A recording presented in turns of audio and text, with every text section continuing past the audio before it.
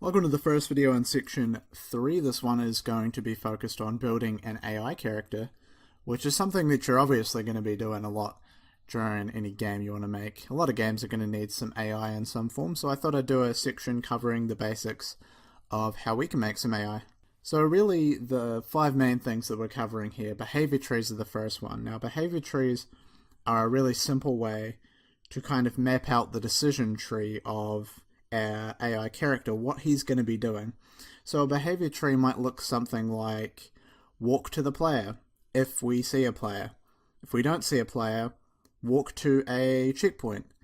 And once we're at the checkpoint, find a new checkpoint and walk there. And so on. So it sort of defines the logic that your AI will follow when it's in the game. The blackboards are kind of behavior tree companions. They go alongside the behavior tree and they define the different things that the behavior tree uses. So for example, when I say walk to the next checkpoint, what is the next checkpoint? Where is the next checkpoint?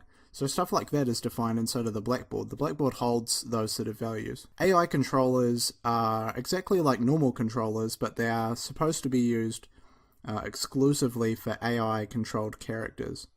They kind of act as the spirit or the soul of the AI. We'll discuss nav meshes and navigation. The cool thing about navigation is that it's been programmed for you in Unreal Engine, so you don't have to do it. Epic Games have just done it for you. And then finally, sensing is another thing that's just built into the engine. You don't need to worry about making your AI see or hear or anything like that. It's all built into the engine, and we can take advantage of code that Epic has already written for us. So the first video in this section is called Examples of Differences Between Normal Characters and AI Characters. The cool thing is that AI characters and normal characters are very similar, so setting one up isn't really much different from setting up a normal character. And we're also going to take a look at the behavior tree and blackboard assets inside of our project. So when you create a new behavior tree asset, you will be greeted by one node, which is the root node.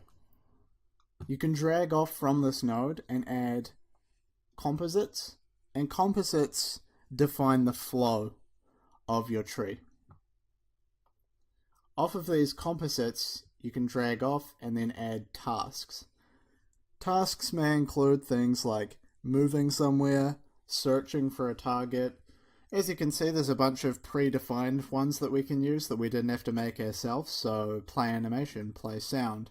All of this stuff is all made for us, so we don't have to do it. I'll briefly talk about selectors and sequences. I'm not going to talk about simple parallels simply because I don't use them very often and I just don't think they're very often used anyway. Selectors and sequences are where you will do almost all of your work, and I've looked through a lot of official Epic Games code and I've pretty much never even seen them use a simple parallel, so I feel like most of the work just gets done with these two. So if you hover over the selector, you'll actually see it will stop executing its children when one of their children succeeds.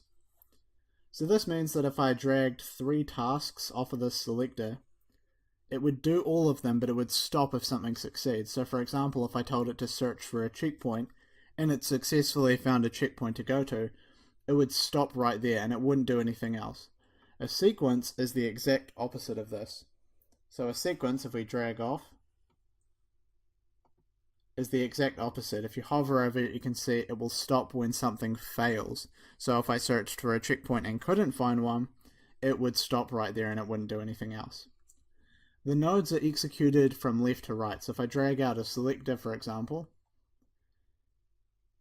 it will do these in order. So let me drag out a selector. We'll drag something off from here, and I'll drag another selector off.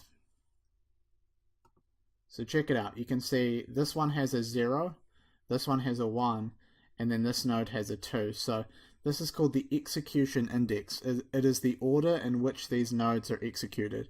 And you can see it by just looking at these little circle things here. So like I said, the behavior tree defines what the AI does, but where does it get the values from? So the answer is the blackboard. If you click on the blackboard here, you can add these keys. You can store objects, names, integers, a whole bunch of different types inside of here. So the way that I created these assets, you can see I've made some test ones, is if I right click, go to Artificial Intelligence, you can simply create them like this. Later on, when we make our AI character, we'll actually select these and use them.